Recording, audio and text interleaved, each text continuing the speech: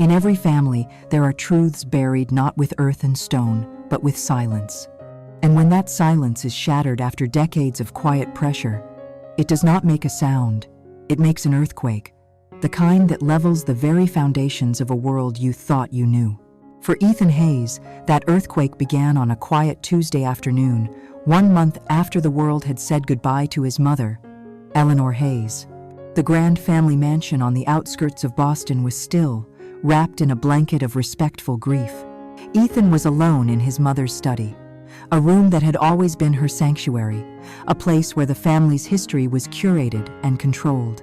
He was supposed to be sorting through her papers, but it felt more like an archaeological dig into the life of a woman he had revered. He decided to move a heavy mahogany bookcase, a piece that had been in that exact spot for as long as he could remember. As he strained, a floorboard beneath it groaned in protest, lifting slightly. Curiosity piqued, he pushed the bookcase aside completely and pried the board loose. There, nestled in the dark space below, was not jewelry or forgotten money, but a flat, metal box, cold to the touch. It opened with a soft click. Inside, resting on faded velvet, was a single, thick envelope, yellowed with age, its wax seal bearing the insignia of his father's old law firm, a firm that had dissolved years ago. The spidery handwriting on the front was his father's, the final will and testament of Richard A. Hayes. Ethan's heart stuttered. This was impossible. He had stood beside his mother, 20 years ago, as his father's will was read, executed, and filed. With trembling hands, he broke the seal. The legal jargon was dense, but 2 names leaped from the page, burning into his mind. The first was his own. The second was a name he had never seen before, Liam Vance. As he continued to read, the polite quiet of the study was replaced by a roaring in his ears. This document, this true final will, was a testament to a life his father had lived in the shadows. It spoke of a second son, Liam, born of an affair, and it bequeathed to this stranger not just a substantial fortune, but 25% of the voting shares in Hayes Corporation, the empire his father had built, a position on the board, a legacy, a life. Ethan sank into his mother's leather chair, the paper shaking in his hand. 20 years. For 20 years his mother, the graceful, iron-willed matriarch he had adored, had hidden this document and presented a forgery, an older, obsolete will. She had erased a brother he never knew, and in doing so, had built his entire life upon the foundations of a devastating lie. He looked up at the oil painting of Eleanor that hung above the fireplace, her serene smile watching over him. For the first time in his 45 years, he was not looking at his mother. He was looking at a stranger. The paper in Ethan's hand did not feel like paper.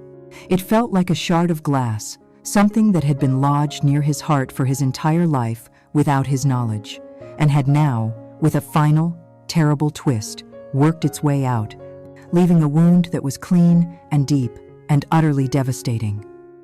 The silence of his mother's study pressed in on him, no longer a comfortable quiet but a suffocating void, a vacuum left by the collapse of his reality. His entire life, every memory, every achievement, was a story, and he had just discovered the author was a liar. The Hayes family was not just a name in Boston, it was a mythology. His father, Richard Hayes, was the central figure of that myth, a titan of industry who had carved a real estate empire from the granite of New England ambition. He was remembered as a man of unshakable integrity, whose handshake was a binding contract and whose vision had reshaped the city's skyline. He was the sun around which their entire world revolved, and his mother, Eleanor, was the one who kept the planets in their perfect, predictable orbits. She was the architect of their social legacy, a woman of formidable grace and quiet power. She chaired the hospital board, hosted senators in their drawing room, and her name was whispered with a reverence usually reserved for old money, even though their fortune was only a generation old. Eleanor's creed was simple and absolute. Perception is reality. A Hayes was strong, united, and flawless. She had drilled it into Ethan from his earliest days, a catechism of reputation and responsibility. Ethan was the heir apparent, the product of this perfect union, meticulously crafted to carry the family name into the next generation. Phillips Exeter, then Harvard, for architecture, a career path she had approved of because it was both prestigious and creatively adjacent to the family business, allowing him to build his own name without ever truly leaving the shadow of his father's. He was a good son. He had done everything that was asked of him. He married a suitable woman, Sarah, had 2 beautiful children, and managed his own successful firm, all while remaining the dutiful, loving child to his widowed mother. He had always believed his life was a testament to his parents' legacy. Now he saw it for what it was: a beautifully constructed cage, gilded with a lie. He remembered the weeks after his father's death. Richard had died suddenly, a massive heart attack on a business trip to Chicago. Ethan was 25, and the grief had been a physical blow. But Eleanor had been magnificent. She was a pillar of strength in a sea of sorrow. He could still see her, dressed in impeccable black, greeting mourners with a sad, dignified smile, never shedding a public tear. She held his hand tightly at the funeral and whispered, "It is on us now, Ethan. You and me. We must protect what he built." What a chilling irony that sentence now held. She wasn't talking about the buildings or the stock portfolio. She was talking about the myth. She was launching the greatest act of protection, the most profound act of deception of her entire life. He walked over to the fireplace, the fraudulent will still clutched in his hand, and stared up at her portrait. The artist had captured her essence perfectly. The warm, intelligent eyes, the hint of a smile that could be either welcoming or dismissive, the chin held at an angle of unshakable confidence. He had always seen love in that painting. Now he saw only calculation. He let his mind drift back, re-examining his memories, searching for the cracks he had never noticed before. Those long, quiet dinners when his father seemed distracted, staring out the window. Ethan had assumed it was the stress of a new deal. Now he pictured his father's mind 100 miles away, with another woman, another son. He recalled his mother's obsessive focus on his education, his career, his social life. Was it merely maternal pride? Or was it a desperate 20-year campaign to make him, the legitimate son, so successful, so perfect, that no one would ever have cause to look for another? To make his claim to the throne so absolute that the existence of a usurper was unthinkable?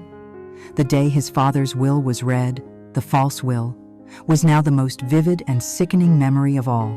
He remembered the somber office of the old family lawyer, the scent of leather and dust. Eleanor had sat beside him, a portrait of grieving composure. When the will was read, naming her the sole executor and placing Richard's entire estate into a trust for Ethan, to be managed by her. Until he turned 30, she had squeezed his hand. "Your father trusted us," she had said, her voice thick with unshed tears. It was a masterful performance. She had not been sharing a moment of grief with her son. She had been consolidating her power, burying a secret, and disinheriting a child in a single, fell swoop of breathtaking audacity. The betrayal was so total, so profound, that it almost defied comprehension. It wasn't just about the money or the company shares. She had stolen a brother from him. She had allowed a young boy to grow up fatherless, not by circumstance, but by her deliberate design. She had looked her own son in the eye every single day for 2 decades and maintained a lie that reshaped their entire existence. The house around him felt alien. The photos on the mantelpiece of happy family vacations were staged propaganda. The weighty heirlooms were nothing but props. His entire history felt like a fiction he had been forced to inhabit. The love he held for his mother, a love that had been a cornerstone of his identity, was beginning to curdle into something cold and unfamiliar. It was a toxic cocktail of pity for her fear, disgust at her methods, and an anger so pure it felt like ice in his veins. He stood there for what felt like an hour, the portrait of Eleanor silently judging him. He finally lowered his gaze to the document in his hand. This paper wasn't a shard of glass anymore. It was a sword. His mother had spent 20 years writing a legacy of lies. He knew with a certainty that settled deep in his bones that he would not let that be the final chapter. He would find this Liam Vance. He would uncover every corner of his mother's deception. He would not be protecting the myth his mother had created. He would be honoring the truth his father had intended. The earthquake had struck. Now, it was time to see what was left standing in the rubble. The day after the discovery, the sun rose over Boston with a cruel, indifferent brightness. For Ethan, the world had been drained of its color, replaced by the stark monochrome of truth and lies. The rage from the night before had cooled, solidifying into a cold, hard purpose. Before he could act, before he could even allow himself to fully process the emotional fallout, he needed one thing: verification. His mother was a master of perception, but she was not above the law. The will was a legal document, and it bore the signature of a witness. Arthur Peterson, his father's lawyer and friend, a man who had been a fixture in the background of Ethan's entire life. Finding him was the first step on a path Ethan knew would lead him further down into the darkness of his family's past. Arthur Peterson had retired a decade ago, trading the mahogany-paneled offices of downtown for a quiet, manicured retirement community on the coast. Ethan drove with the windows down, the salt-laced air doing nothing to clear the turmoil in his mind. He passed landmarks of his childhood, places his father had taken him, each one now feeling like a scene from a stranger's life. Peterson lived in a modest but elegant cottage, his front garden a riot of meticulously tended roses. The man who answered the door was smaller and frailer than Ethan remembered, but his eyes, behind thick glasses, were as sharp as ever. He broke into a warm, crinkled smile upon seeing Ethan. "Ethan, my boy, what a surprise. Please, come in, come in." Inside, the house smelled of old books and lemon polish. It was a place of quiet order, the final, peaceful chapter of a long and distinguished life. Peterson fussed over him, offering coffee, asking about Sarah and the children. He spoke of Eleanor with a fond, sad reverence. "A remarkable woman, your mother," he said, settling into his armchair. "Truly one of a kind. The strength she had, especially after we lost your father. I always admired her for that." Each word of praise was a fresh twist of the knife in Ethan's gut. He let the pleasantries continue for a few minutes, a courtesy that felt like a betrayal to his own roiling emotions. Finally, he could bear it no longer. He reached into his briefcase and placed the yellowed envelope on the polished coffee table between them. "Mr. Peterson," Ethan began, his voice steady despite the tremor in his hands. "I was going through my mother's things. I found this in a hidden compartment in her study." Arthur Peterson picked up the envelope, his smile fading into a look of professional curiosity. He studied the seal, his own firm's insignia, and then his eyes fell on Richard's handwriting. He slipped a finger under the brittle flap and pulled out the document Ethan himself had read less than 24 hours before. The silence that followed was profound. Ethan watched as the old lawyer's face cycled through a series of emotions: confusion, recognition, disbelief, and then a slow, dawning horror that seemed to suck the very air from the room. His hand, the one holding the will, began to shake. He put the papers down on his lap, took off his glasses, and rubbed his eyes as if trying to wipe away the words he had just seen. "I don't understand," Peterson whispered, his voice raspy. This is the will I drafted in the spring of '04, just before Richard left for Chicago." He looked at Ethan, his eyes wide with a terrible understanding. "Eleanor, she came to me a week after the funeral. She brought the old will, the one from 1995. She told me Richard had mentioned wanting to make changes, but that he had never gotten around to it. She said he must have changed his mind." His voice cracked with a shame that was 20 years old. She was the grieving widow, Ethan, a pillar of the community. Her grief was so palpable, so convincing. Who was I to question her? I took her at her word. I filed the old will. I executed it. Peterson's professional pride, the bedrock of his identity, was crumbling before Ethan's eyes. This was not just a family matter. It was a catastrophic failure of his own professional and moral duty. "He came to my office the day before he flew out," Peterson continued, his voice now a low monotone, lost in the memory. "He seemed heavy, preoccupied. He sat right where you're sitting now. He told me, 'Arthur, this is to make sure all my obligations are met. All of them.' He was very specific about the terms, about the Vance boy, about the shares. When I asked him about the filing, he shook his head. He said, "I'll give this to Eleanor myself. She needs to hear it from me first." He trusted her, Peterson said, the words hanging in the air like a death sentence. He trusted her to honor his final wishes, and she buried them. For Ethan, this was the confirmation he needed and dreaded. His mother's act was not one of panic or confusion. It was a deliberate, calculated act of fraud, perpetrated against her dead husband, her unknown stepson, and him. She had used her grief as a shield and her reputation as a weapon. A new energy seemed to surge through the old lawyer, the instinct of an investigator reawakening after years of dormancy. "Wait," he said, rising slowly from his chair. "Let me check my old files. I kept everything." He disappeared into a back room, and Ethan could hear the sound of creaking drawers and rustling paper. He returned a few minutes later, holding a thin, dusty file, his hands stained with age. He opened it, his finger tracing down a page of his own handwritten notes that had been sealed for 2 decades. "Here," he said, his voice stronger now. "Here at Island. The beneficiary's name, Liam Richard Vance. The will provided funds for his education and a trust, to be managed by me until his 25th birthday." He paused, his finger stopping at the most important line. "And here, his mother, Isabella Vance. My notes say she was a former project assistant at Hayes Corp. Specifically, on the Northwood Development Project, the name hit Ethan with the force of a physical blow. Isabella Vance. It was no longer an abstract injustice. It was a name, a person, a connection, a lead. Ethan left Arthur Peterson's cottage an hour later, leaving the old man hunched in his armchair, staring at the ghosts of his past decisions, his carefully ordered world thrown into chaos. For Ethan, the opposite was true. The chaos in his mind was beginning to resolve into a single, sharp point of focus. He now had the first fragment of the truth. He had a name. He was no longer just his mother's grieving son.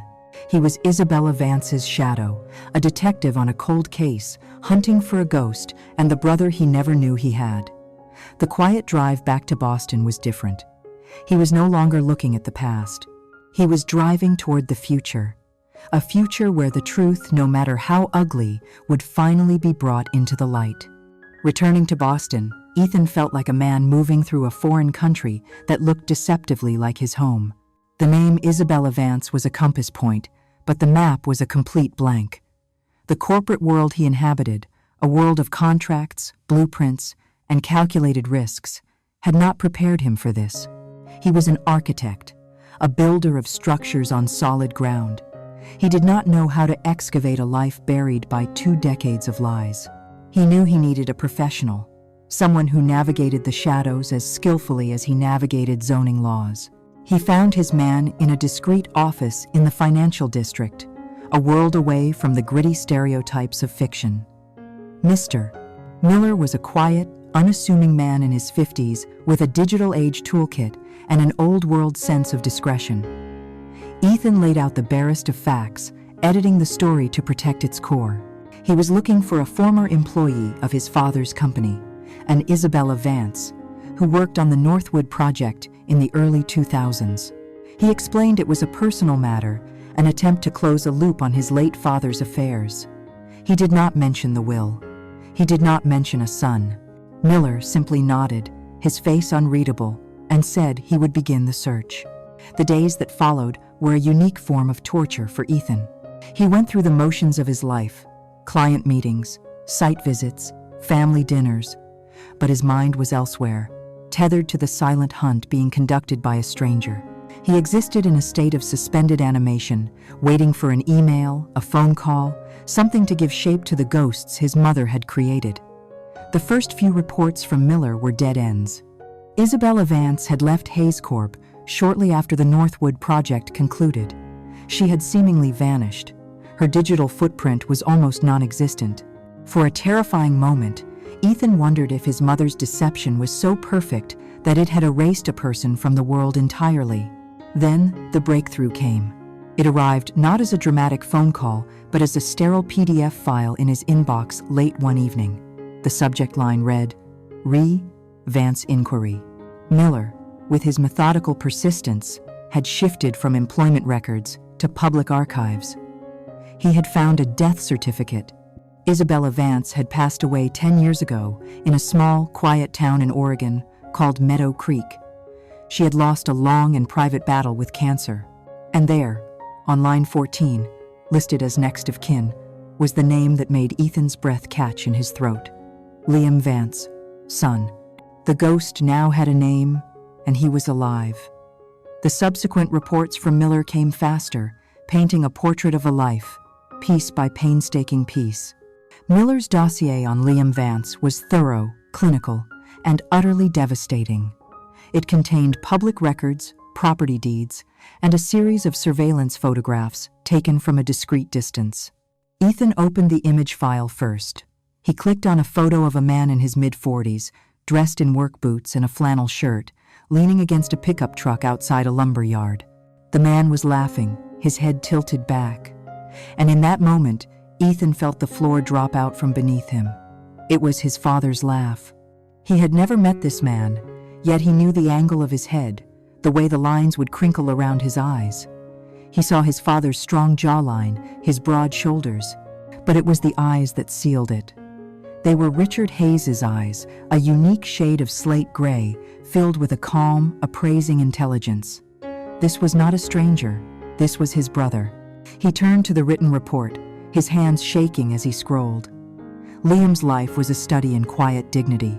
He had graduated from the local high school, completed a carpenter's apprenticeship, and now owned a small but respected business, Vance Woodcrafts. He was married to a local school teacher named Chloe. They had 2 children, a boy and a girl. They lived in a modest, 2-story house that, according to the property records, Liam had largely built himself. There was no debt, no criminal record, no drama, just the steady, rhythmic pulse of a good, simple life, earned through the labor of his own 2 hands. Ethan sat in his glass-walled office, 20 stories above the glittering Boston skyline, and stared at the photograph of his brother. He thought of his own life. While Liam was learning to frame a house, Ethan was on a grand tour of Europe, studying the cathedrals of Italy. While Liam was saving to buy his first truck, Ethan was being handed the keys to a trust fund that contained more money than Liam would likely see in 10 lifetimes. His own children attended a private school where the annual tuition could have funded Liam's entire business for a year. The opportunities, the connections, the safety net that had been the unquestioned background of his own existence, all of it had been denied to this man. The anger he felt towards his mother transformed into something heavier, something more suffocating. It was guilt. A profound, crushing guilt that settled in his bones. This wasn't an abstract injustice anymore. It had a face. It had a family. It had calloused hands and his father's eyes. His mother had not simply hidden a secret. She had actively engineered 2 completely different realities. She had placed her 2 sons on opposite ends of the American dream, crowning one a prince and leaving the other a commoner, and all to protect a pristine family image that was, in itself, a lie. He realized that every one of his successes was now tainted. Every award on his wall, every dollar in his bank account, felt like stolen property. He was the beneficiary of the greatest crime his mother had ever committed. He looked at the pictures again, this time of Liam with his family, coaching his son's little league team, holding his daughter's hand. He saw a richness there, a contentment that had nothing to do with money, and it only made the injustice sharper. His mother had denied Liam his inheritance, his legacy, and his father. But Liam, through his own strength and character, had built a life of value anyway. It was a life he deserved to have without a struggle, a life that should have been easier, a life where he knew he was the son of Richard Hayes. The investigation was over. Ethan closed the file. The digital trail had come to an end, leading him to a man of flesh and blood 3,000 miles away. A report was not enough. An email was not enough. A bank transfer would be an insult.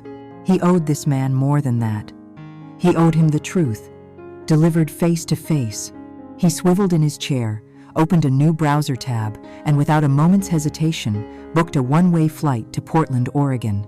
The search for a brother was over. The journey to meet him was just beginning. The flight to Oregon was a journey across more than just geography. It was a crossing into another life, a dimension that had run parallel to his own, invisible and yet intrinsically linked. The manicured greens and historic brick of Boston gave way to the sprawling, rugged majesty of the Pacific Northwest. Everything felt bigger, wilder, and more real. As Ethan drove his rental car from Portland into the forested hills, the sense of being an imposter grew with every mile. He was a ghost from a life his brother never knew he had, and he was about to haunt the quiet, unassuming town of Meadow Creek. He had a plan, or at least the semblance of one. He couldn't simply walk up to Liam Vance and detonate a 20-year-old secret on his doorstep. The dossier had given him facts, but he needed to understand the man. He needed to see the life his mother's lie had shaped, to witness it with his own eyes before he irrevocably changed it. His cover story was simple, plausible enough for a man of his profession. He was an architect, exploring a potential project in Portland, and he was looking for a local craftsman to commission a series of bespoke furniture pieces. It was a lie, but it was a lie built around his own truth, making it easier to sell. Vance Woodcrafts was not hard to find. It was a large, well-kept workshop on the edge of town, a place that hummed with the low thrum of machinery. The air for a block around it smelled richly of cedar and sawdust.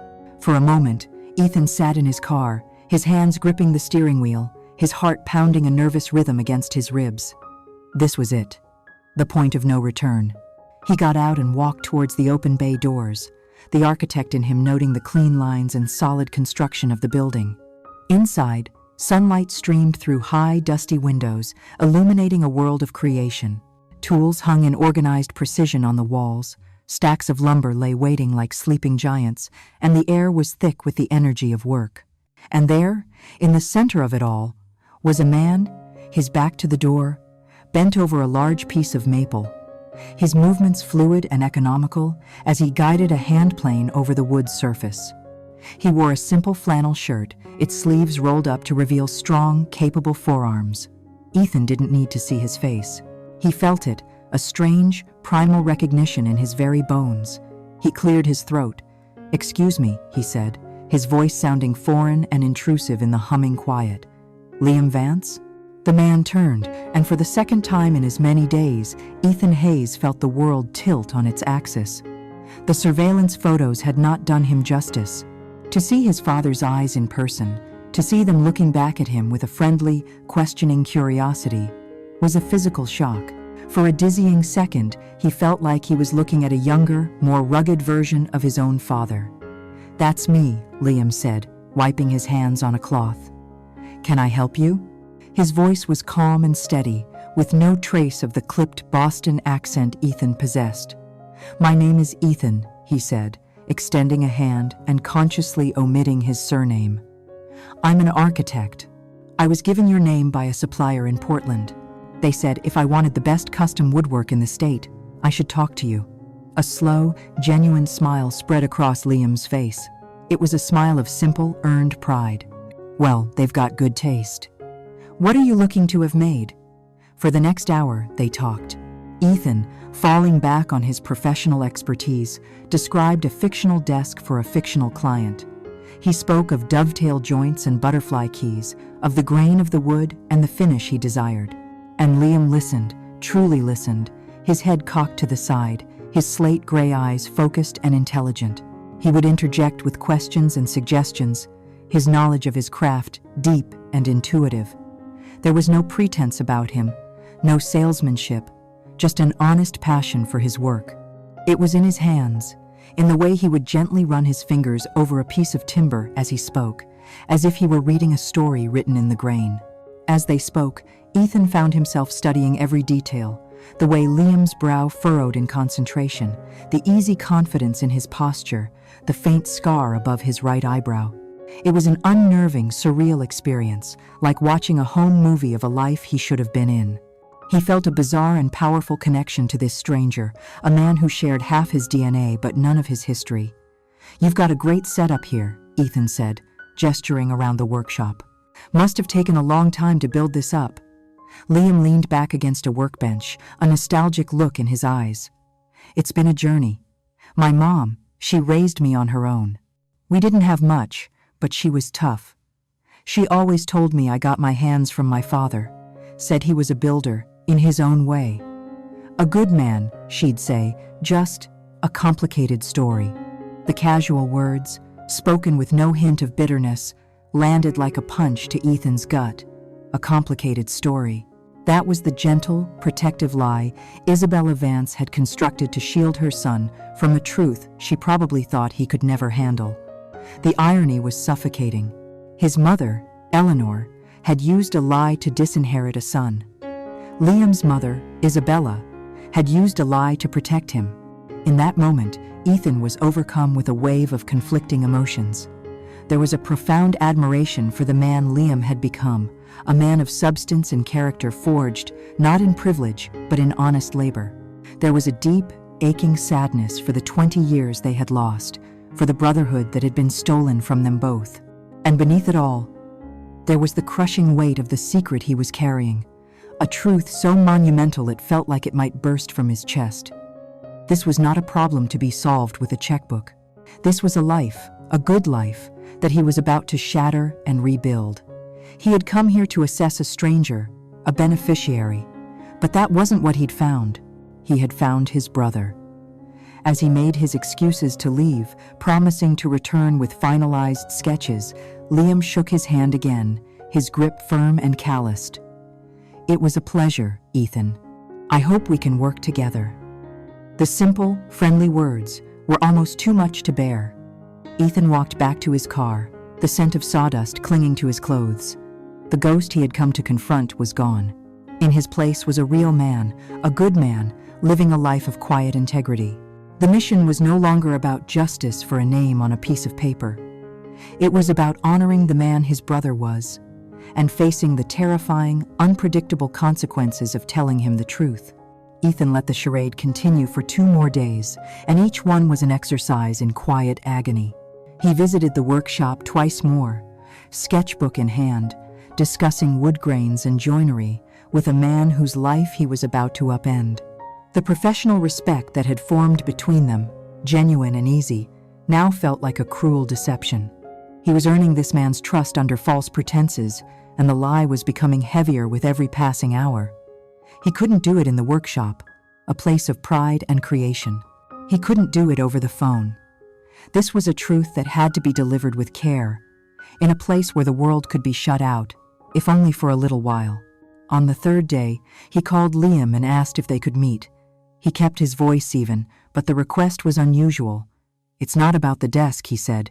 "It's a personal matter. I need to talk to you about something important." The curiosity, and perhaps a flicker of suspicion, in Liam's voice was unmistakable, but he simply said, "Okay. The diner on Main Street closes at 9. It'll be quiet then." The diner was a relic of a simpler time, all worn linoleum and chrome. When Ethan arrived, it was nearly empty, the air smelling of coffee and regret. Liam was already there, sitting in a corner booth, a half-empty cup of coffee in front of him. He looked out of place, without a fine layer of sawdust on his clothes. He watched Ethan approach, his expression unreadable, the friendly ease of their previous meetings replaced by a cautious reserve. Ethan slid into the booth, the vinyl sighing under his weight. The silence was thick. There was no easy way to begin, no gentle path into the heart of this, so he chose the only path he had, the truth. "Liam," he started, his voice lower than he intended. "I haven't been honest with you. I am an architect, but I didn't come to Meadow Creek for a project. The desk isn't real. I came here to find you." Liam didn't flinch. He just watched Ethan, his slate-gray eyes, their father's eyes, calm and appraising. He took a slow sip of his coffee. "I figured it was something like that," he said quietly. "You don't have the look of a man who needs a desk made. You have the look of a man who's carrying something heavy." Ethan took a deep breath. "You told me your mother said your father was a complicated story." Liam nodded slowly. "That's what she said." Ethan leaned forward slightly, his hands clasped on the table to keep them from shaking. He held Liam's gaze. "My father passed away 20 years ago. His name was Richard Hayes." He let the name hang in the charged air between them. He saw no recognition in Liam's eyes, only quiet attention. This was the precipice. He took the final step. Liam, he was your father too. The words, when they finally came out, seemed small and inadequate, utterly incapable of conveying the enormity of their meaning. He watched Liam's face, searching for a reaction, for anger, for disbelief, for anything, but there was nothing. Only a profound stillness, as if the entire world had paused. Liam's gaze dropped from Ethan's face to the tabletop. The color slowly drained from his cheeks. He didn't speak. He didn't move. He simply sat there, absorbing a shock that was 20 years late and a lifetime deep. Ethan slid the yellowed envelope across the table. "This is his true final will," he said softly. "My mother hid it. I only found it a few weeks ago." Liam looked at the envelope as if it were a venomous snake. After a long moment, he reached out with a hand that was unnaturally steady and picked it up. He broke the already cracked seal and unfolded the document. His eyes scanned the page, his lips moving silently. Ethan watched him read the legal language that gave him a name, a father, and a fortune. He saw Liam's finger trace his own name, Liam Richard Vance, and then the name of his father, Richard A. Hayes. The silence stretched, broken only by the hum of the diner's refrigerator. When Liam finally looked up, his eyes were not filled with fire or greed. They were filled with a vast, hollow sadness. His first question was not about the money. "What was he like?" he asked, his voice a near whisper. The question was so simple, so human. It pierced Ethan's heart. He spent the next half hour trying to answer it, trying to paint a portrait of a man he himself was only just beginning to understand. He spoke of Richard's ambition, his laugh, his love for sailing, his impossible standards. And then Liam asked the harder question. "Did he ever speak of us?" Ethan answered honestly, "I don't know. He kept you a secret from me."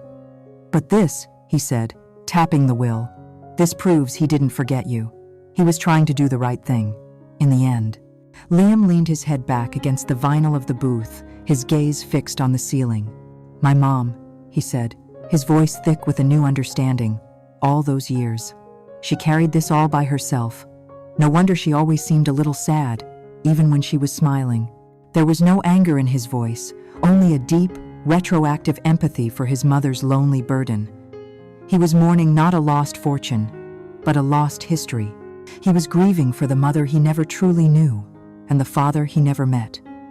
He finally turned his gaze back to Ethan, and there was no animosity there, only a shared, quiet devastation. He saw not a privileged rival, but the messenger, another soul caught in the wreckage of their parents' choices. "So she lied to you too," Liam stated, a simple observation that reframed their entire relationship. "Yes," Ethan said, "for my entire life." In that moment, the space between them collapsed. They were not a client and a craftsman, not a rich man and a poor one. They were two sons of the same father, both betrayed by the same woman. An alliance was formed in that shared silence, a bond forged, not in blood, but in the truth. Ethan's guilt hadn't vanished, but it was now joined by a fierce, protective resolve. He had come here to correct a legal wrong. He now knew his duty was far greater. It was to give this man, his brother, the legacy, the name, and the peace he had always deserved. The confession was over. The diner was empty, and outside, the world was dark. They were just two strangers, bound by a 20-year-old lie, sitting together in the quiet aftermath, with the fragile, uncertain beginning of a brotherhood dawning between them. Ethan flew back to Boston in a state of profound and heavy clarity. The man who had flown west was a son consumed by a sense of personal betrayal. The man returning was a brother, burdened by a newfound duty. The whirlwind of anger and confusion had settled into a quiet, unyielding resolve. Justice for Liam could not be a simple financial transaction. It had to be a restoration, a correction of a 2-decade-long moral and legal crime. But as he looked down at the sprawling grid of the country below, he understood with daunting certainty that he could not do this alone. He had been a solitary island of knowledge for too long, and the isolation was becoming unsustainable. There was only one person he trusted enough to share the weight of this, one person whose counsel he valued above all others, his wife, Sarah. That night, their home in Brookline was a bastion of peaceful domesticity. The children were asleep, their quiet breathing a gentle rhythm in the background, a sound that now made Ethan's heart ache with the complexity of the world he was about to invite into their lives. Sarah had known for weeks that something was deeply wrong. She had watched her husband become a ghost in his own home, his mind 1,000 miles away. She had given him space, trusted him to come to her when he was ready. Now, seeing the exhausted resolve in his eyes, she knew the time had come. She found him in his study, the same room where he often lost himself in architectural plans. But tonight he wasn't looking at blueprints. He was staring at a photograph of his father. "Ethan," she said softly, her hand coming to rest on his shoulder. "Whatever it is, you don't have to carry it by yourself anymore. Talk to me." And so, he did. With the door closed and the rest of the world asleep, Ethan unfurled the entire sordid story. He started with the hidden compartment in his mother's study, the cold shock of reading the true will. He recounted the painful meeting with Arthur Peterson, the old lawyer's shame a mirror for his own family's disgrace. He described hiring the investigator, the clinical chill of the reports, and the gut punch of seeing Liam's photograph for the first time. And finally, he told her about Oregon, about the smell of sawdust in the workshop, about the quiet dignity of the man he met there, about the conversation in the diner that had changed everything. He spoke for over an hour, the words pouring out of him, a torrent of grief, anger, and a bewildering sense of duty. When he was finished, he laid the original will on the desk between them, its yellowed paper a testament to the truth of his incredible story. Sarah listened without interruption, her expression shifting from concern to shock to a deep, compassionate sadness. She read the will, her intelligent eyes taking in every clause.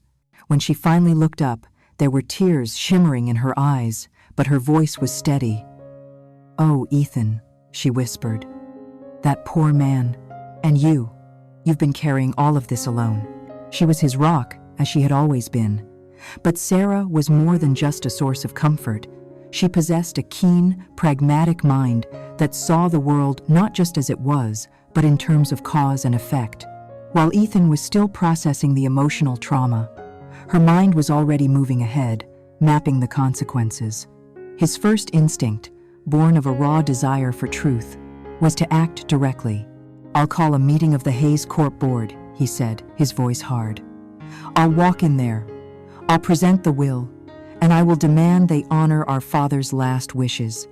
Let the truth come out." Sarah shook her head slowly, her gaze distant, already playing out the scenario. "No," she said firmly. "You can't. That's a firebomb, Ethan, not a solution. Think about it. What would happen the next day?" She began to lay out the consequences, her voice calm and analytical, cutting through his righteous anger. First, the media. It would be a national scandal. Hayes matriarch's secret son and forged will. Every detail of your family's life, of Liam's life, would become public property. They would descend on Meadow Creek, on that poor family, like vultures. Our children would hear about it at school. Is that the welcome you want to give your new brother? To have his identity revealed to the world as a dirty secret? She let that sink in before she continued. Then, the company, your father's legacy. The board is full of people loyal to your mother's memory, people her brother Robert has influence over. They won't just roll over. It will be a war. The stock will collapse overnight. Our competitors will smell blood in the water. Think of the hundreds of employees, Ethan, people with mortgages and families who have dedicated their careers to the company. Their lives would be thrown into chaos because of a battle that has nothing to do with them. A public fight would burn the entire empire to the ground just to prove a point. Ethan listened, the fire of his anger slowly being cooled by the clear logic of her words. She was right. He had been thinking like a son, but he needed to start thinking like a strategist. Justice for Liam isn't about shaming a ghost or winning a moral victory in the press, Sarah said, her voice softening as she took his hand. True justice is about fulfilling your father's intent. It's about giving Liam his rightful place with his dignity intact. It's not about tearing down the house of Hayes. It's about making it whole for the first time. The objective shifted in that moment. It was no longer a simple quest for truth and retribution. It had become a complex, delicate operation, a quiet coup. They talked late into the night, the initial plan beginning to take shape, built upon a new set of principles. The first was discretion. This battle had to be fought and won behind closed doors. The second was power. Liam could not be introduced to the board as a victim seeking a handout. He had to be introduced from a position of undeniable strength. This meant they needed to control the board before they revealed his existence. You can't appeal to their better nature because some of them don't have one, Sarah reasoned. You have to use the system your father built. The company's own rules, its bylaws, its shares. You have to beat them at their own game. The path forward was no longer a straight line. It was a twisting, dangerous road that led through corporate law and financial maneuvering. It was a plan that required patience, cunning, and a willingness to operate in the gray areas his mother knew so well. Ethan felt a wave of exhaustion, but also a renewed sense of purpose. He was no longer alone. The weight was now shared, his raw emotion tempered by his wife's strategic mind. The war for the soul of the Hayes family, they decided, would not be fought with righteous declarations. It would be won in the quiet, precise language of stock acquisitions, proxy votes, and the cold, hard arithmetic of power. The architect in Ethan Hayes was accustomed to working with concrete, steel, and glass. He understood how to build structures that were sound, functional, and transparent. Now, he had to learn the far darker art of demolition, of dismantling a structure of power built on secrets and lies, and he had to do it from the inside, without bringing the whole edifice crashing down. His life became a study in duality. By day, he continued to oversee his architectural firm, his mind occupied with sightlines and load-bearing walls. But by night, his home office transformed into a war room. With Sarah as his strategist and confidant, he dove into the corporate architecture of Hayes Corp, a world he had always taken for granted. He pored over decades of annual reports, shareholder lists, and most importantly, the company's original bylaws, the document that was his father's true, unadulterated business philosophy, set in stone. It was there, in a dusty, leather-bound volume, that he found his weapon, Article 9, Section 4. His father, ever the self-made man wary of unchecked authority, had embedded a clause that Ethan's mother had never dared to remove. It stated that any single shareholder controlling over 10% of the voting stock had the right to unilaterally call for a full, independent audit of the company's financials and board minutes. It was a fail-safe, a tool of transparency Richard Hayes had created to protect his legacy from the very kind of stagnation and nepotism Eleanor had cultivated.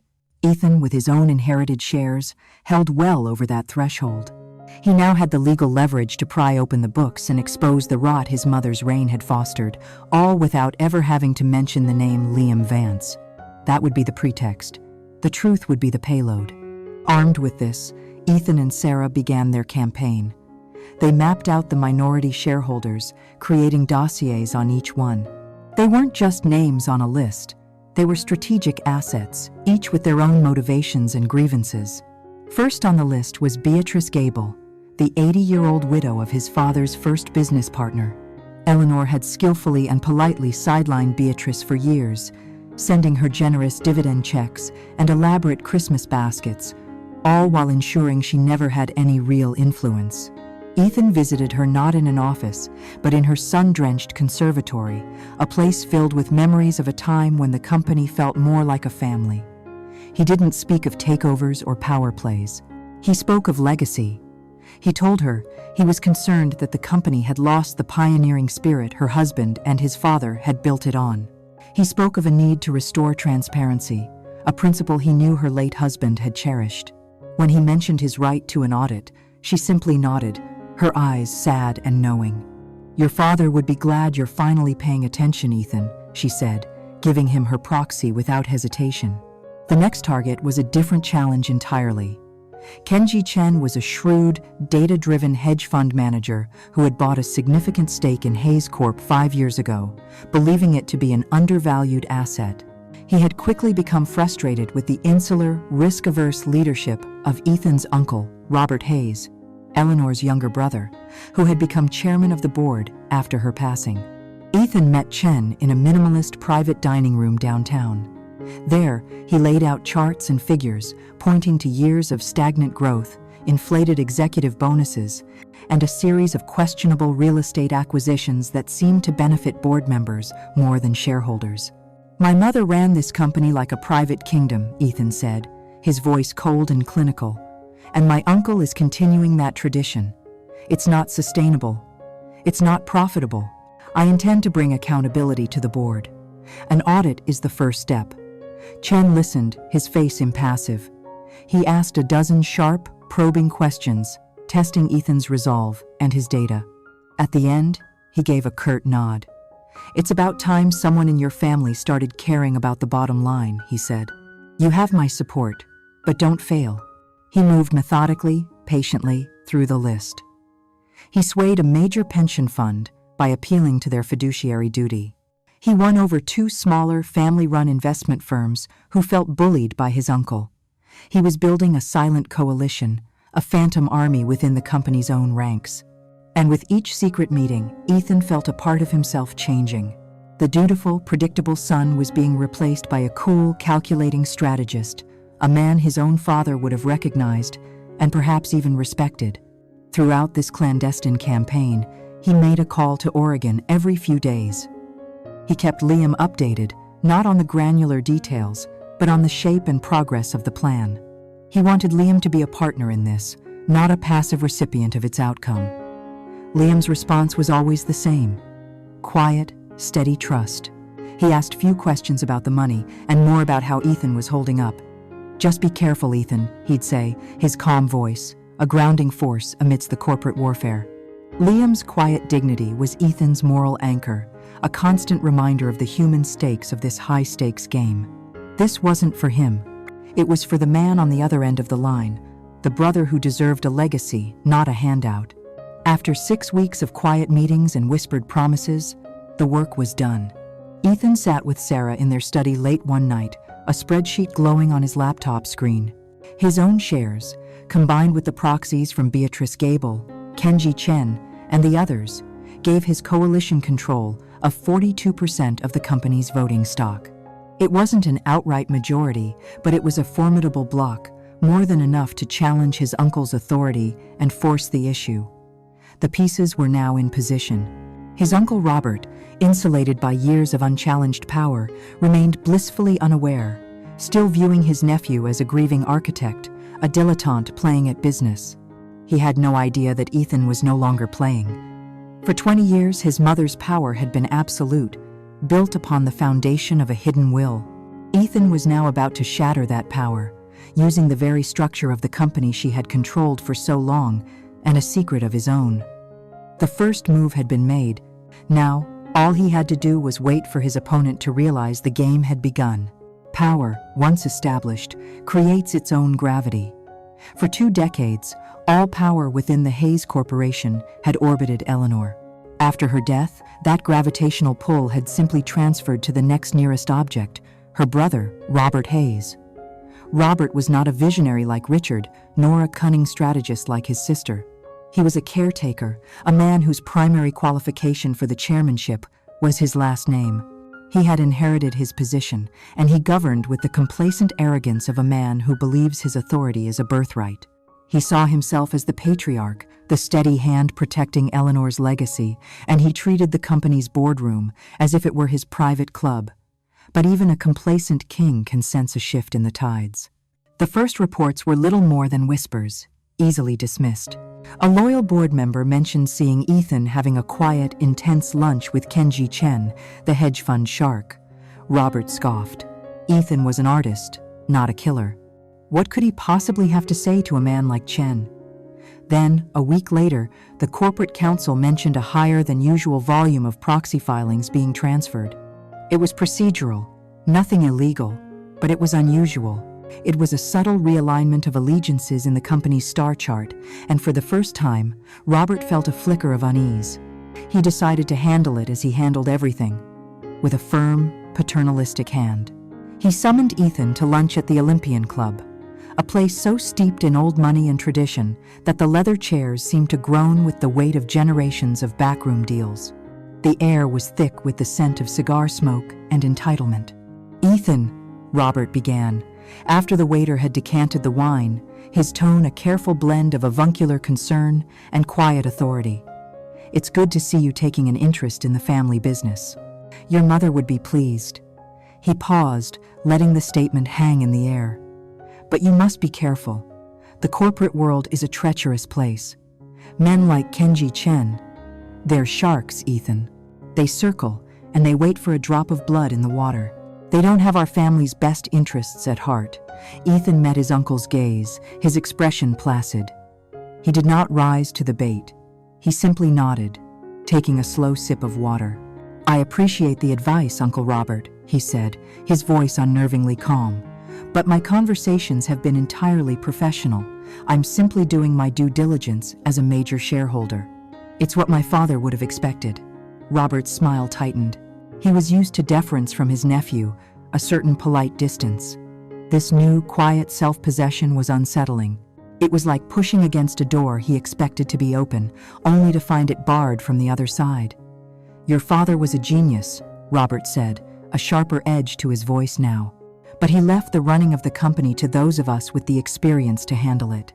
Your expertise is in buildings, not boardrooms. Don't mistake the two."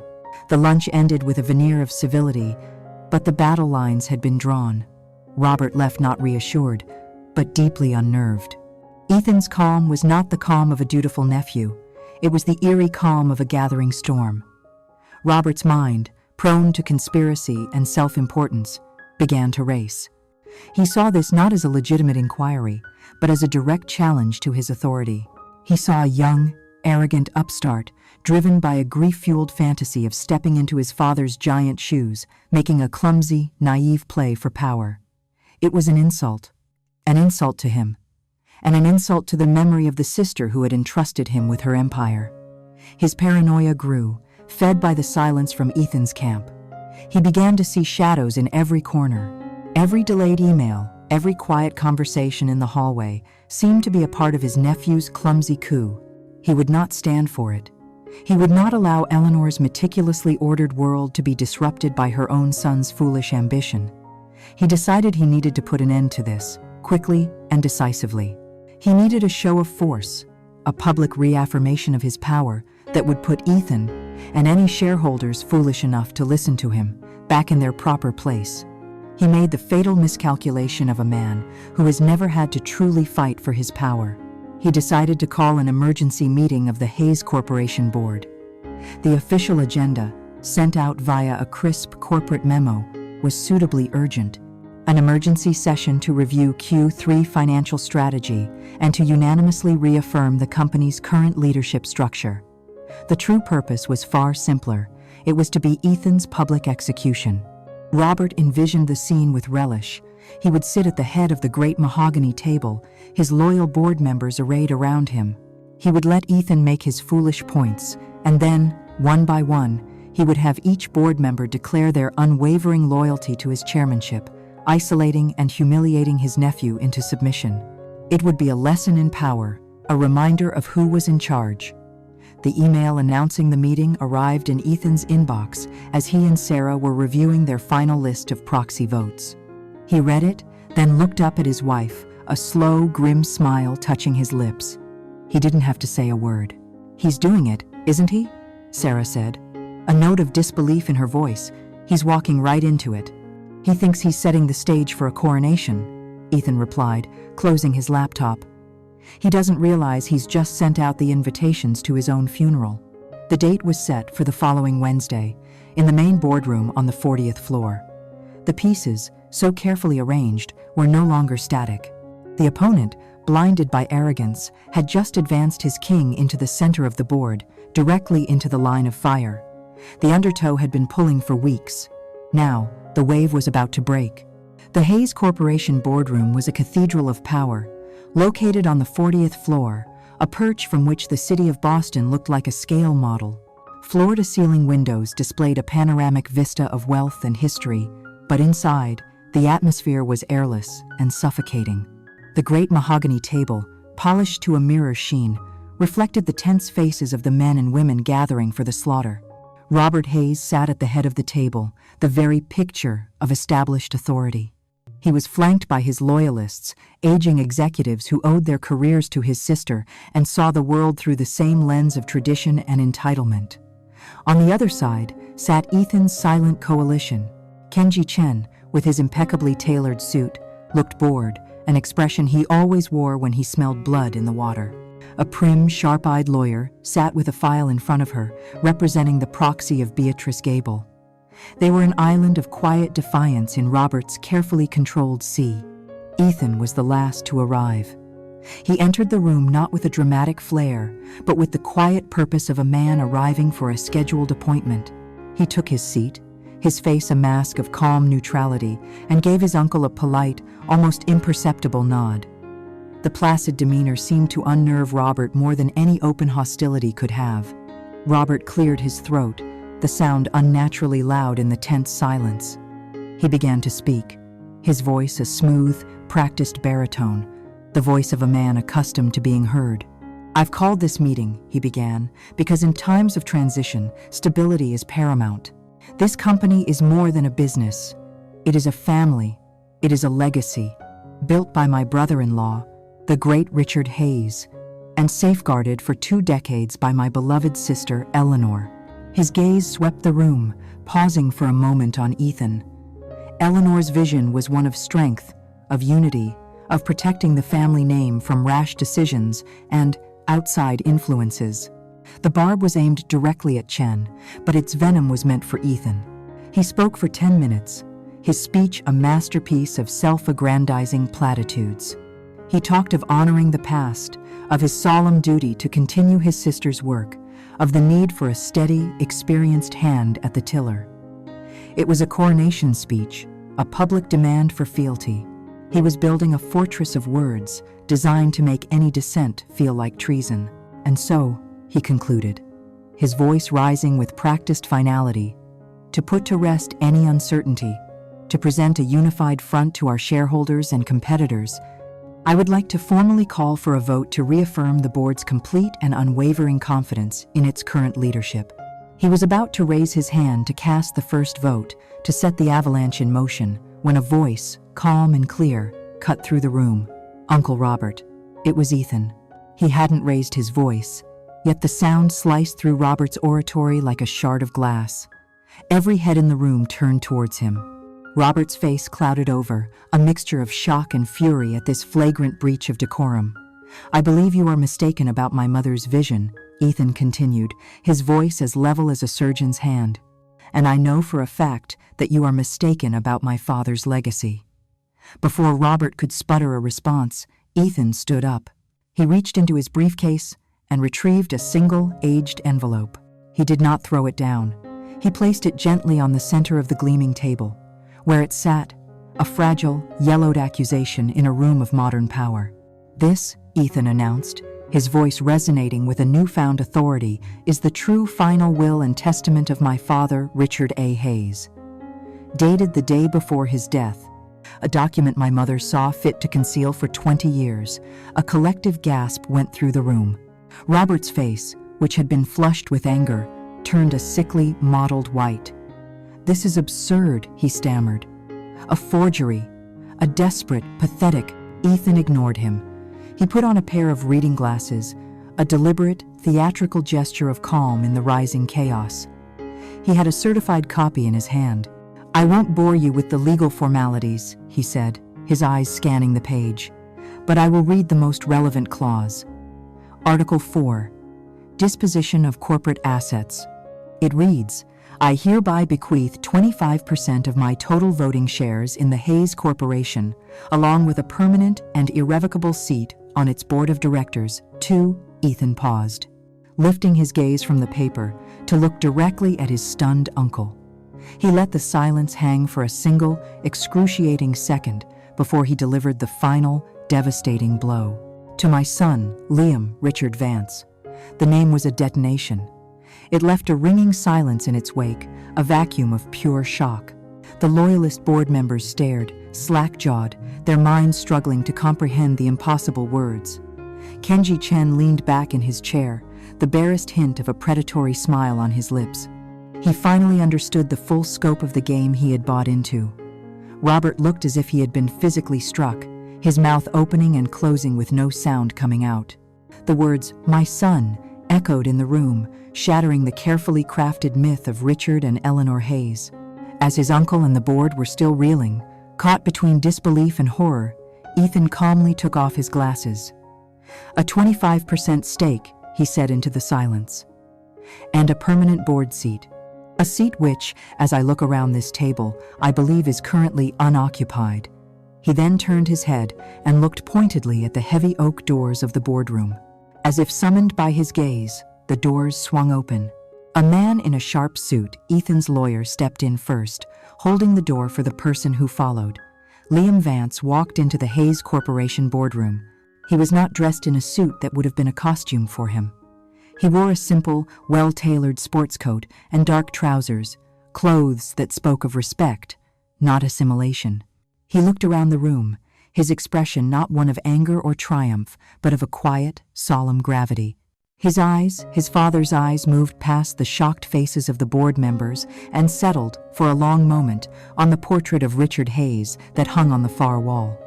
The ghost had materialized. The secret had taken human form. He was real. He was there. And in his silent, powerful presence, Robert Hayes's world, his legacy, and his carefully orchestrated meeting had crumbled into dust. The climax had arrived, not with a bang, but with the quiet opening of a door. The silence in the boardroom was no longer one of tension. It was the dead, heavy silence of a detonation's aftermath. Liam Vance stood in the doorway, a living embodiment of a truth that had just ripped through the foundations of every person in the room. He was not what they would have expected. There was no rage in his eyes, no accusation. There was only a quiet, unshakable solidity, the presence of a man who was not here to ask for anything, but to claim what was his. Robert Hayes was the first to break, his mind finally rebooting from the system crash. His face, which had been pale with shock, now flooded with a desperate, blotchy red. "This is a farce," he yelled, his voice a full octave higher than usual. "A circus. This man has no place here. Security." But no one moved. The other board members were frozen, their eyes darting between the ghost in the doorway, the will on the table, and the cold, calm face of Ethan Hayes. They were rats on a sinking ship, and they had just realized their captain was a fraud. "That won't be necessary, Robert," Ethan said, his voice cutting through his uncle's tirade. He gestured to the lawyer who had entered with Liam. "Allow me to introduce Miss Jennings. She is representing Mr. Vance's interests. I believe she has some documents that may address your concerns about a forgery." Miss Jennings, a woman with the sharp, merciless precision of a hawk, stepped forward. She did not raise her voice. She did not need to. She began to distribute a slim portfolio to each board member. "In your hands," she stated, her voice crisp and devoid of emotion, "you will find a notarized and sworn affidavit from Mr. Arthur Peterson, the original drafter of this will. You will also find a full forensic analysis of the document, confirming the age of the paper, the chemical composition of the ink, and the authenticity of Richard Hayes's signature. Finally, there is a court order, preemptively secured this morning, recognizing the will's prima facie validity pending any formal challenge. A challenge which, I assure you, would be both fruitless and ruinously expensive." She had disarmed them with a quiet barrage of facts. Every escape route Robert might have imagined, denial, legal threats, procedural delays, had been sealed. He slumped back in his chair, defeated, the fight draining out of him, replaced by a look of utter, dumbfounded horror. He wasn't just losing, he was being systematically dismantled. Ethan rose from his seat, a new authority settling on him as if it were a tailored suit. He walked to the head of the table, not to the chairman's seat, but to a position where he could address the entire room. "Uncle Robert," he said, and the use of the familial term was now dripping with ice, "your motion to reaffirm your leadership seems to have been a premature. Given the confirmation of a new, major shareholder and rightful board member, I propose we set aside your agenda. The board has more pressing matters to attend to." He was no longer asking for permission. He was taking control.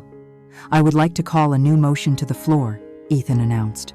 I move that the board officially accept the legal findings presented, recognize the final will of Richard A.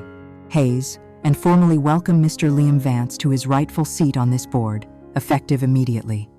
He looked at Liam, who was still standing by the door. Liam, please, join us. Slowly, deliberately, Liam walked from the doorway to the empty seat beside Kenji Chen.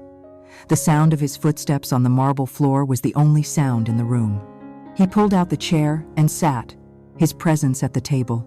A physical and permanent shift in the company's center of gravity. All in favor? Ethan asked. One by one, hands went up.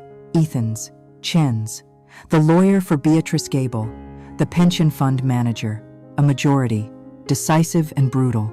The old guard kept their hands down, their faces a mixture of fear and disbelief. Robert watched, his face ashen. But Ethan gave him no time to recover. Motion carried, he said briskly. Now, for the second motion. I move for a vote of no confidence in the chairmanship of Robert Hayes. The words were a death sentence. Robert looked around the table, his eyes pleading with his former allies, but they wouldn't meet his gaze. They were looking at Ethan now. At Liam. At the new locus of power. The company under his leadership, Ethan continued, has not been managed in a way that honors the true, innovative spirit of its founder. It has been managed to protect a lie. He called the vote. The same hands went up, joined now by one or two of the more opportunistic members of the old guard, eager to curry favor with the new regime. The vote was a landslide. Robert Hayes, who had walked into this room an hour ago as its king, was now a king no more. He had been publicly and legally stripped of his title, his power, his entire identity. It was a humiliation so complete it was almost silent. Finally, Kenji Chen spoke, his voice smooth as silk. I would like to propose a third and final motion. I nominate Ethan Hayes to assume the position of chairman of the board. It is time that this company is once again led by a Hayes who honors the founder's complete vision. The final vote was a mere formality, the seal on a revolution that was already complete. The meeting is adjourned, Ethan said, his voice echoing in the vast room. The spell was broken. Robert's former allies, the men who had laughed at his jokes and endorsed his every decision, filed out of the room in silence, not daring to look at the man they had just abandoned. Robert remained in his seat, a relic of a bygone era, his hands trembling slightly on the mahogany table. He looked up at Ethan, his eyes filled not with anger, but with a dazed, wounded confusion. Your mother, he rasped. Eleanor would be horrified by what you've done today. Ethan looked at his uncle, the last vestige of his mother's corrupt legacy, and felt not pity, not triumph, but a quiet, final sense of closure. Perhaps, he said. But for the first time in a very long time, I think my father would be proud. The boardroom was finally quiet. The vanquished had fled, leaving only the victors. Ethan stood at the head of the table, the new chairman. Sarah, who had been waiting in the anteroom, entered and came to his side, her hand finding his. And across from them sat Liam, no longer a ghost or a secret, but a quiet, solid presence at the heart of the company he was born to inherit. Justice had been served, not with a fiery sword, but with the cold, precise machinery of corporate law. Eleanor Hayes's 20-year lie was finally over. Her shadow was gone, and for the first time, the two sons of Richard Hayes could stand together in the light.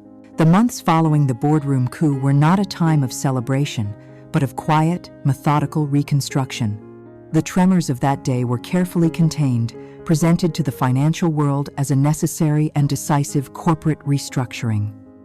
Robert Hayes and the remnants of his mother's loyalist board retired quietly, their severance packages generous and conditional upon their absolute silence. The House of Hayes, under the new chairmanship of Ethan, with Liam Vance as a powerful and respected voice on its board, did not crumble. Instead, for the first time in 2 decades, it began to breathe. Liam did not move to Boston. He had no desire to trade his workshop for a corner office. He remained in Oregon, a grounding force of practicality and common sense, flying in for meetings and bringing with him the perspective of a man who knew the value of building something real with his own 2 hands. The 2 brothers, strangers separated by a lifetime of secrets, began the slow, awkward process of building a relationship over weekly phone calls and quarterly meetings. They discovered a shared, dry sense of humor, a mutual respect for craftsmanship, and the unmistakable, indelible stamp of the father they had known in such vastly different ways. They were not just correcting a balance sheet, they were healing a family. About 6 months after the takeover, they decided it was finally time to clean out their father's personal office at the family mansion, a room that had been kept as a shrine, first by Eleanor's grief, and then by her guilt. It was a space frozen in time, smelling of old leather, pipe tobacco, and secrets yet unearthed. As they sorted through old blueprints and sailing trophies, Liam picked up a heavy, leather-bound copy of Marcus Aurelius's Meditations, a book he knew his father had read and reread. It felt heavier than it should. He opened it and found the center had been hollowed out. Inside was not a weapon or a flask, but a small, tightly wrapped bundle of letters, tied with a faded blue ribbon. One of them was addressed in his father's familiar script, simply to Ethan. Ethan's hands trembled as he opened it. This was not a legal document. This was a letter from a ghost. "My dearest Ethan," it began. "If you are reading this, then it means your mother has finally given it to you, or, as I fear is more likely, you have found it on your own long after I am gone. I am writing this to you because there are truths a man must face, and failings he must account for. I loved your mother, but I was not always a faithful husband. I failed her, and in doing so, I brought another life into this world, a boy named Liam. He is your brother, Ethan. He is innocent in all of this, and he is my son." Ethan paused, his throat tight, and looked at Liam, who listened with a solemn, heartbreaking stillness. He continued reading. "I have made legal provisions for him in my will. But I know your mother. I know her fierce, unbending pride. Her love for our family is a fortress, but that fortress has no room for a story like this. She may see my will, not as an act of justice, but as a threat to the perfect world she has worked so hard to build. I pray she proves me wrong. But faith is not a strategy." The next paragraph changed everything. "And so," his father wrote, "I have taken other steps. Years ago, I established a separate, anonymous trust managed by a bank in Geneva. From the day Liam was born, his mother, Isabella, received a generous stipend that allowed her to raise him without struggle. On his 21st birthday, the trust endowed him with a sum that, while not a fortune, would ensure he would never be a poor man. He could have gone to any university, started any business. His life has been his own to build. The life of a carpenter is the life he chose, Ethan, not one he was forced into." A stunned silence filled the room. Liam sank into his father's old leather chair, his mind reeling.